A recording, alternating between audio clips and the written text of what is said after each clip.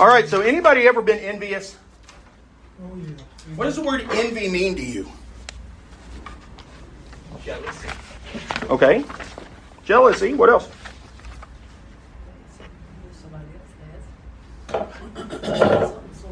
Something somebody else has. Absolutely. Now, is jealousy, envy... I wrote that up here on the board. Are they the same thing? What do you think? Would you see jealousy or envy as the same thing? Well, in both of them, you may just boil it down to you're not willing to get up and work to get what somebody else has got. I don't know how you plan on getting whatever it is you're envious of. But Well, that becomes another word on the line of this thought is sloth, which is laziness and inability to, or an unwillingness to get up and do. Right? Envy, jealousy, the concept of... Let me throw out another word, covetousness. How does that that's another big relate word. to- Covetousness. I'm not going to try to spell that. All right. C-O-V? Don't embarrass me. C-O... V-E-T. O-U-S-N-E-S-S. See, that's even... I didn't even have to make myself look silly. Well, I always look silly. Right, envy. So, do we think that jealousy and envy may be the same thing? Do they kind of operate the same way in our heads? Do we think about them like that? We don't typically say, stop being envious. We say what? You're just jealous, don't we? That's kind of what we say. We'll say, well, you're just jealous because this, that, or whatever. Because how does this typically present itself? Envy, jealousy, covetousness. How does that present itself in our daily life? If somebody says that we are jealous or envious or covetousness, covetry, that's not a word. well, at the very least, it shows there's a breakdown in boundaries. Not baked down in boundaries, but how does it present? What typically happens if somebody says, well, you're just jealous of that person? I think there's an unrecognizable falsehood behind it all. Because the assumption is, boy, if I could have it like them, or if I could have that, it would be nice. But in reality, it's not necessarily going to bring you happiness. Okay, so, all right, do we not understand my question? When somebody looks at you and says, you are just being jealous, what has typically happened? You've been fussing about something somebody else has. Yes. Show anger. Showing angry towards something somebody has. You're fussing about somebody else. How many of you break somebody else down? Tear somebody else down? Well, they're just blah, blah, blah. Well, they didn't really earn that, or they didn't, or that was just given to them, or whatever, right? Is that not typically, it can be an inward. Envy can be inward feeling, or it can be a what? Outward feeling, can it not? You ever been envious of somebody? Ever been jealous of somebody? Oh, yeah. Is it only envy or jealousy or covetousness or whatever if it's said out loud? What do you think? What do you think? All right. In this process here, is that typically you well-wishing or not? Man, I'm really happy that they got that. Man, I know they've worked really hard for that. They've tried really hard to earn that. I know they've been working towards that promotion, that new house, that new car, that new promotion, whatever it happens to be. That would be the opposite of that, wouldn't it? It might be bitterness. Bitterness can be another way. I think so, maybe. Right? The law of envy, law number 8. The New Testament speaks strongly against the envious heart. Consider James. You desire but do not have, so you kill. You covet, but you cannot get what you want, so you quarrel and fight. From James 4:2. What does envy have to do with boundaries? Here's the writer's talking about this. Envy is probably the basest emotion we have. When was the first time... It gets out of line in the scripture just a little bit. But when was the first time envy presented itself that we are aware of? Cain and Abel? Well, it's pretty early. Right? He was jealous or envious of what? Of what Cain had. No. What Flip it around. There you go. Couldn't Right. remember. That's all right. That's all right. The Right. offering that one brought was pleasing and Right. Satan, when Eve was envious of God and his. So you look at Eve. What if there's something before that? Like, you could say that Lucifer was envious of God's all power, his power over the universe. Yes, who else said it? Somebody else said it. Satan. Satan. Right? Why was there a war in heaven? That happened before this. Why was there a war in heaven? Who is actually envious, right? When you go back to the garden, the serpent approached who? Eve, and made her question what? what God had commanded. What God had commanded, right? The Bible says that he had a wish, right, excuse me. What does envy have to do with boundaries? Envy is probably the basest emotion we have. A direct result of the fall, it was Satan's sin. The Bible says that he had a wish to be like the Most High, Isaiah 14:14. He envied God and he tempted Adam and Eve with the same idea, telling them that they could be what? Right? As God. Or like God. Right? If you just what?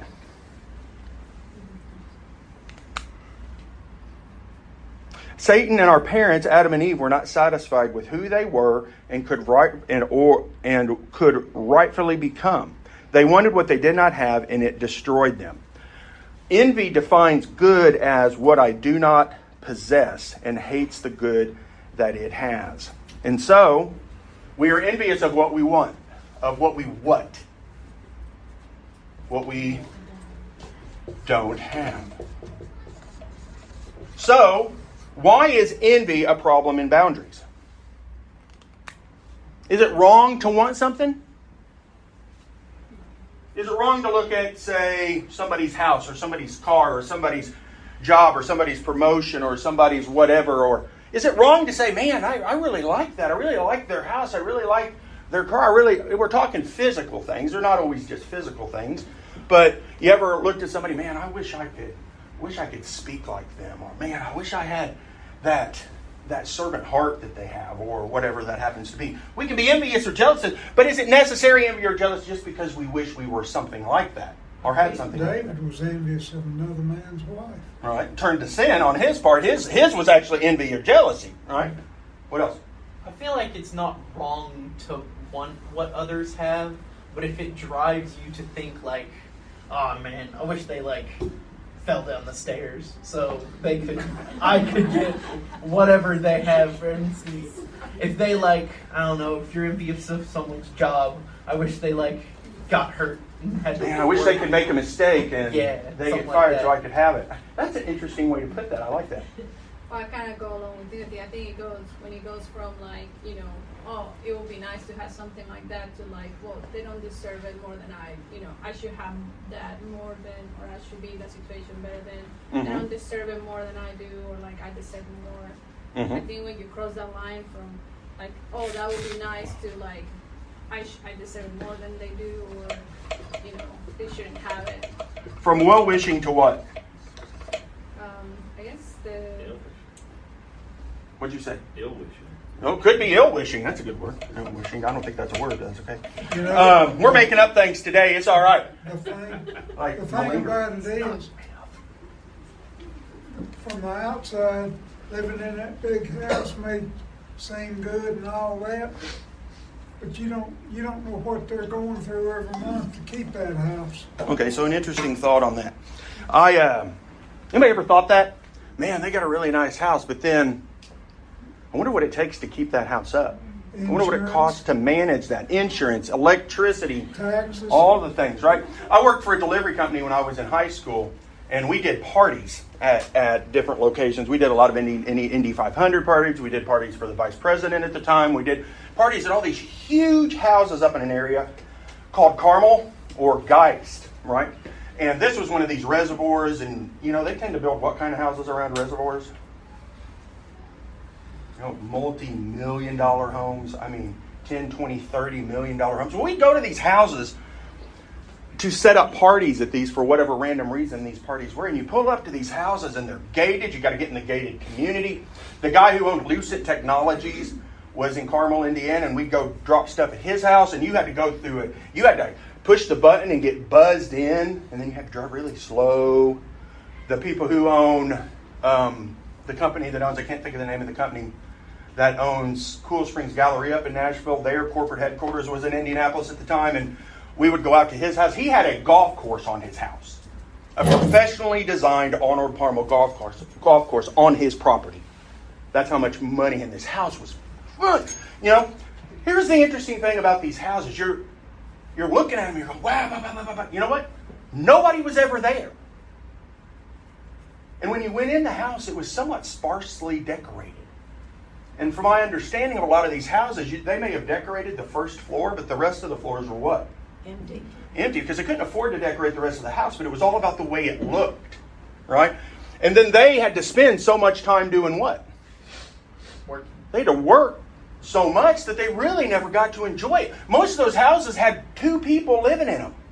There weren't even kids in the house, and they had these monstrous properties, right? Right? Do I well wish those people? Man, I'm really glad you were able to achieve this. Or do you get ill wishing? Man, it must be nice to have that too. Anybody ever felt that way? Oh, look, he bought another truck.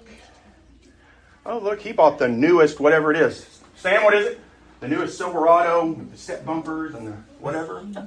Right? I don't want one of the electric cars. They just make my head hurt. But, right? Envy and jealousy, right? We look at those things and we wish we had what they had, but it's not a well-wishing. Man, I'm really happy for them. I'm really glad for them that they were able to accomplish this, right? Anybody who is close to retirement age and somebody they know retires, right? And you're like, man, I'm so happy for them, right? You ever felt like that? My brother's retired. His wife's retired. They moved to Florida on the beach.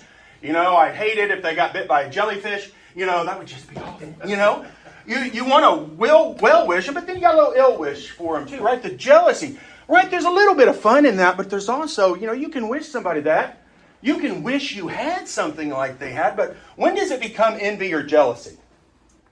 I guess when you start wishing, like not even like super bad stuff, but you were like wishing negative things upon them. Not even like super dramatic, like I hope they like break their legs. It could be even like, man, I hope they like stub their toe on the I'm Lord. just glad I don't have to pay for that big house and those big trucks. I'm thankful for that. They can have them. I don't want to pay for them. Part of it gets to be where you begin, why don't I, and you start putting yourself down because I don't have it. I'm feel inadequate. Yes, go ahead. I become, from instead of saying, boy, I'd like to get that, and it's not even saying, well, if something happens to them, it becomes, I just can't ever get there. And you start putting yourself down and you start realizing, and eventually you get to the thing is, I'm inadequate. Mm-hmm. I can't, I don't deserve it. I'm never going to have it. And I'll just give up. The writer makes this comment. He says, this is not to say that it is wrong to want things we do not have, right? That's one of the things I think drives us to do better, right? I talk about, right, being content with where you are, right? I don't really like the word happy because I don't know that we'll ever reach there because happy moves around a lot, right? We've talked about that 10,000 times. What are we supposed to be? We had a whole series of classes on being content, right? Being okay where we are. That doesn't mean we don't shoot for something else, right? We can be happy where we are. We can be okay with where we are, but we might want to improve. I'd like to get the next this or the next that or whatever it happens to be, right? God has said that He will give us the desires of our heart, as long as, arguably, quotations here, as long as it goes along with His plan.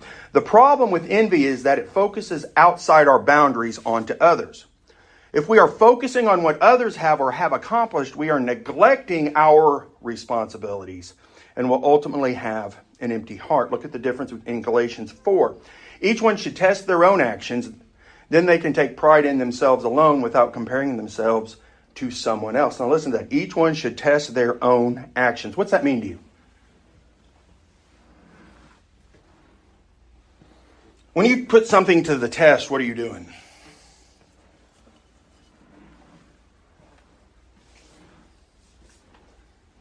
My dad worked for Allison's Transmissions in Indianapolis. His buddy, Chris, worked in a division of the company that tested transmission drive shafts. Is that the right word for it? Runs down the center of the transmission, turns it. All right, so it bends back and forth, right? His job was to see how long a particular steel rod would last. And I said, don't you want them to last forever? He said, he looked at me, I was young. He said, why would we want that? Then nobody would replace their transmissions. He put those steel rods to the test, right? He was testing, how strong they were, how long they would last, what their bend strength was, whatever that happened to be. We've all seen videos of that stuff, right? How do you put yourself to the test? Your own actions, right? If you want something somebody else has, what do? If you have appropriate boundaries, which means, man, I'm really glad that they have this, and I'm really excited for them that they have that. Man, I wish I could this, that, or whatever. So instead of getting mad about that and then putting yourself in a funk, as Bubba was talking about, where we turn it back on ourselves and we're like, man, I'm just a failure. And then you tend to do what? Give up, right? You start to give up. Then you get bitter and you get angry. Who said bitterness earlier? Bitterness, right? We become bitter at these other people because they have something we don't have, but we're not willing to put in the what to get it? The work.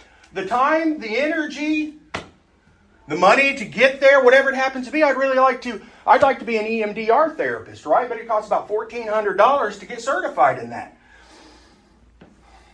I don't know if I want to put $1,400 into it, but I'd really like to offer the service. And, there's a person in town that's just getting some of that training in. And I'm like, man, I wish I could do that. I'm happy he's getting it because we'll have somebody in town that offers it because we don't right now.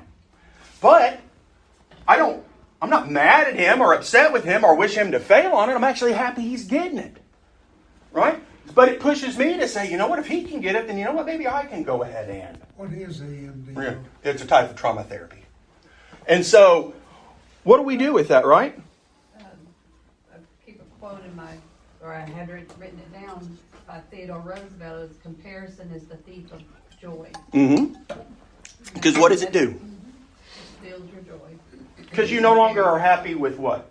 What you got. What you have. Man, I just bought a new truck. That's the problem with having the one-upper friend. Anybody having a one-upper friend? That no matter what you do, they got a what? One up. They've done it. We can't use the word in the definition. Right? They've either done it or done it better. Done it better. Or they have it better. You buy a new truck, they see your truck, what do the next day? Go get a bigger truck, a newer truck, a better truck, a whatever truck. Oh, look, I got these tires. And then their buddy goes and gets bigger tires. Oh, I got my truck jacked up. Well, they go jack their truck up higher. Or they go get a sports car, and then their buddy goes get the next best sports car. Right? Anybody ever seen that, right? Then we get caught up in a concept called keeping up with the Joneses. What does that mean?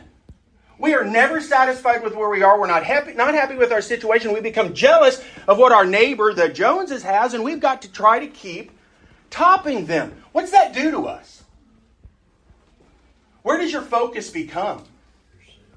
Yourself. Why is that a problem? Listen to what the preacher said this morning. Mm-hmm. It removes your desire to serve. Mm-hmm. What if it's in service to God that you become this or this man? I wish I could preach like that guy. Man, I wish I could teach a class like that person. Man, I wish I had a church that had that many members. You know one of the biggest problems for ministers today? You know what their biggest problem is? They're envious. What are they envious of?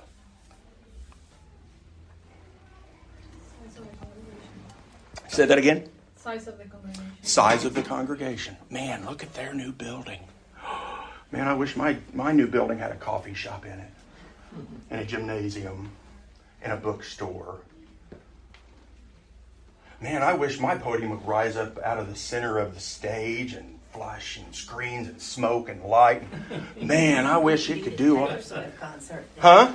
I said it'd be like a Taylor Swift concert. Don't be a Swiftie, right? Well, I'm not. It's, but you know, it's very easy. I'm sorry, I left the TV on. I apologize. I didn't even notice I'm talking. And it's very easy to become jealous of what this church or that church has had. And then that jealousy becomes what towards that church that seems to be doing so well? Becomes your focus. Becomes your focus, your drive. How do you start looking at them? What do you start looking for? Flaws. Flaws. I drove my sister by World Outreach one day in Murfreesboro. In Murfreesboro? Mm-hmm. And she said, that's all for show. It's a beast. Anybody ever been to World Outreach? I've been in the building before. It's a phenomenal building. It would make a great convention center. I mean, it's insanity. It's ridiculous. Anyway, but we start to look for ways that we can criticize. That's what I was looking for. Was dig at them, criticize them, start to find ways to tear them down. And we're not tearing them down because of something they did. We're tearing them down because of why? Our own inadequacies. Yes, our own failure to reach whatever it is, or why didn't I get hired by this church, or why am I not doing this, or why don't I have this, or why don't I, right? We become envious of that. And then you start, I've heard that within the Church of Christ. Many of you would think we'd be better than that, wouldn't you? But I've heard it within the Church of Christ. Well, that church, the only reason they're doing it is they're not really teaching the Word.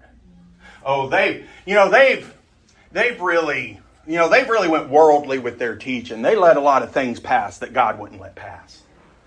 I heard it put like this. Anytime you see a youth group with several hundred kids, it's more about entertainment. Anybody ever heard that?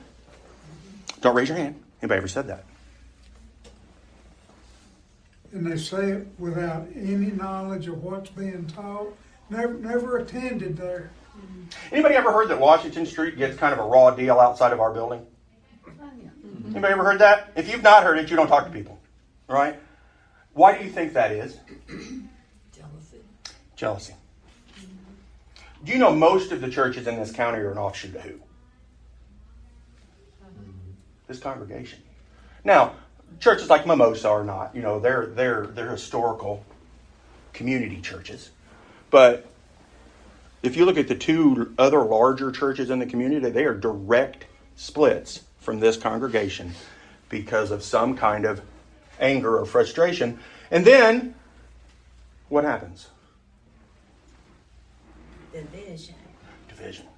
Right? We end up in division. Right? It happens within the church. This process, envy, jealousy, covetousness, and falsehood, happens within the faith. If you don't think it does, you're not paying attention to the world around you.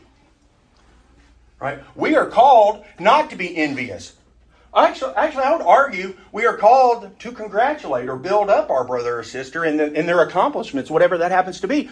We're supposed to, I would argue, to be happy for them. Right? Good job, I'm really happy for that. And then if we want some semblance, you will never have what they have. Right? You will never have that car. You'll never have that house unless you buy that house. That would be weird. Right? But then you won't have the furniture that's in the house. Well, unless you buy the furniture.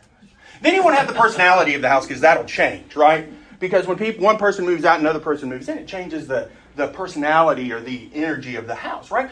You will never have exactly what they have. You will only be able to create what you are able to create. Right? Right? Without comparing them to some right. They can take pride in themselves alone without comparing themselves to the other. Envy, by the author says, is a self-perpetuating cycle.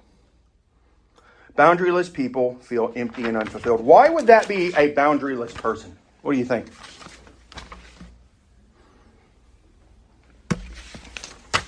If you're envious, why is that a lack of boundaries?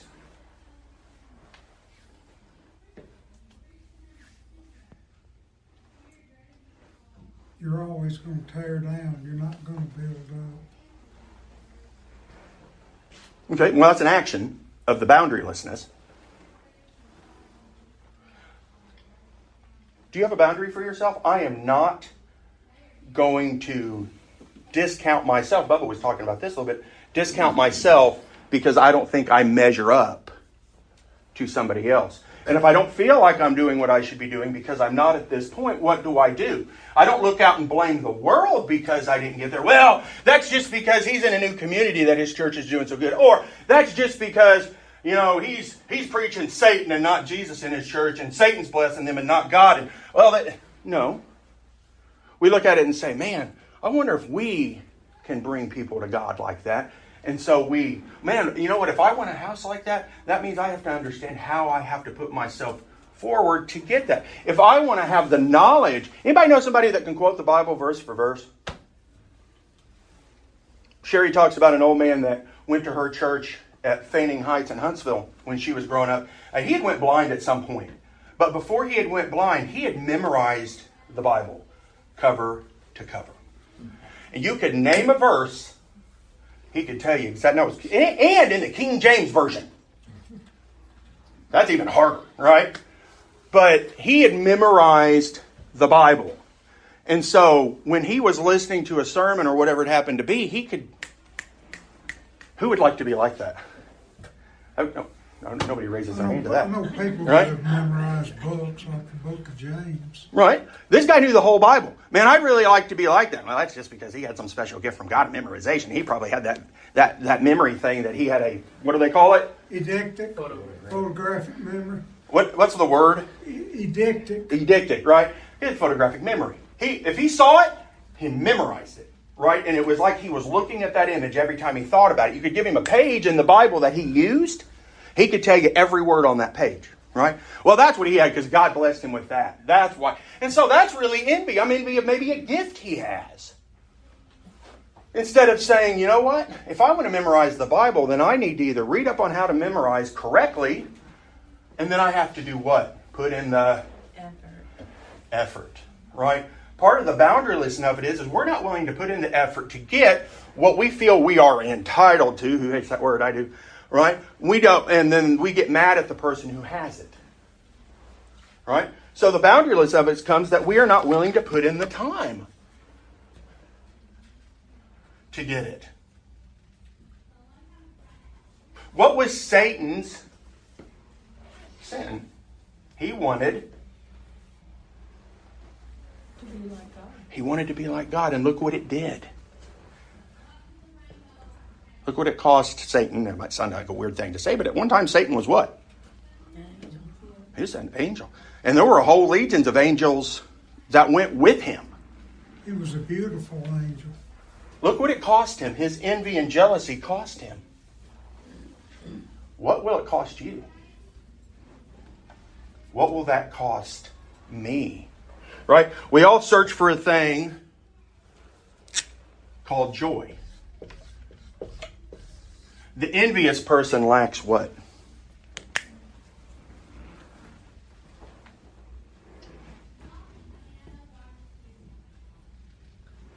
Joy.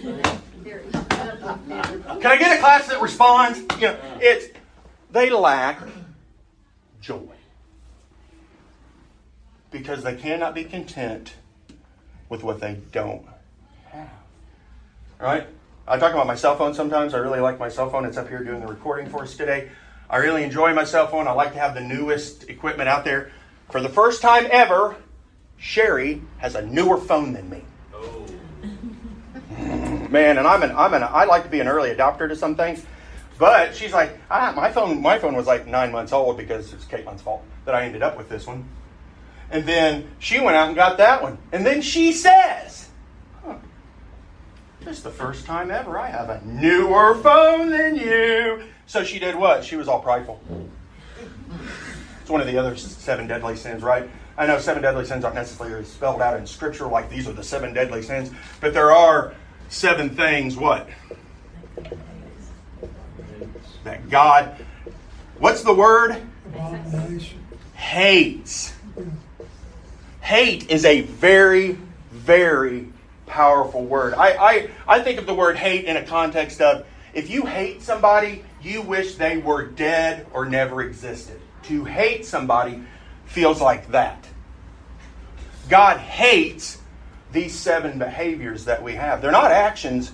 They can be actions, but they are from where? Where does envy come from? Is that a physical thing or an internal, emotional, mental thing? Internal. It's internal. It's an emotional, mental feeling where you are upset that somebody has something you have and you're not willing to put forth the effort to what? To get it. So, one of the laws is envy will keep us, if we don't set the correct boundaries, envy will keep us from being the best that we can be because we are not setting boundaries for ourselves against how we feel, again, about another person. We're not setting a boundary. That's an us boundary. That's not a that person's boundary, right? It's not Ray's fault he's got a cool truck. Well, it is Ray's fault. But it's not Ray's fault that I'm envious of his what? Of his truck. It's not Sherry's fault, even though she rubbed my face in it, that I'm jealous of her phone. I'm really not jealous of her phone. But the point is, right, it's not their fault I feel the way I feel. That is solely 100% on who? On me. If you are jealous of somebody and you have trouble wishing them best, that's a problem in you. My friend Jason, when I was up in Nashville, I was working for Walgreens and I was an executive assistant manager, just one position below store manager. My buddy Jason got promoted to a store before I did. We had started the program together. We were in the same store as executive assistant managers and he got promoted for me. It took me 5 months to call him up and congratulate him. I was envious of him. I was jealous of his promotion. Because I wanted to get promoted in 3 years. He got promoted in 3 years. I got promoted in 3.5 years. It was 6 months later. Not long after I did what? I called him up. I apologized to him for not wishing him congratulations and that I was jealous of his promotion. I called him up and I apologized to him and I congratulated him and wished him the best. And we're still friends to this day.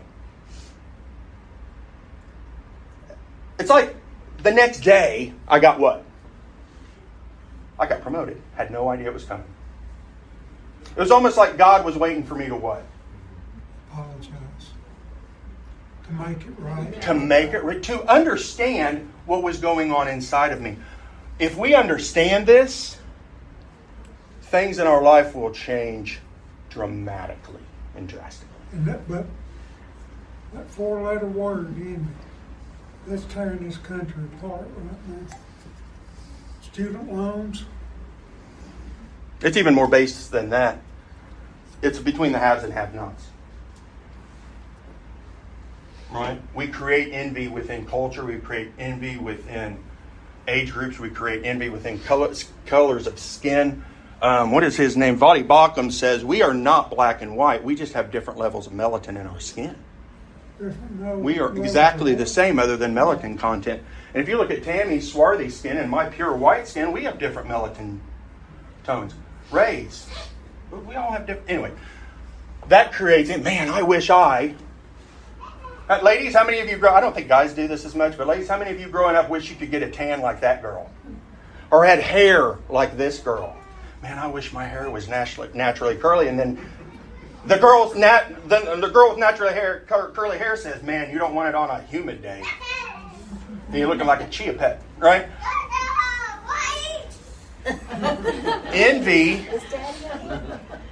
Envy will destroy your ability to be content. And that has nothing to do with anybody else. All right, everybody. Thank you all very much. Thank you for your comments. We will see you next time. The next law is activity. We'll figure that one out down the road.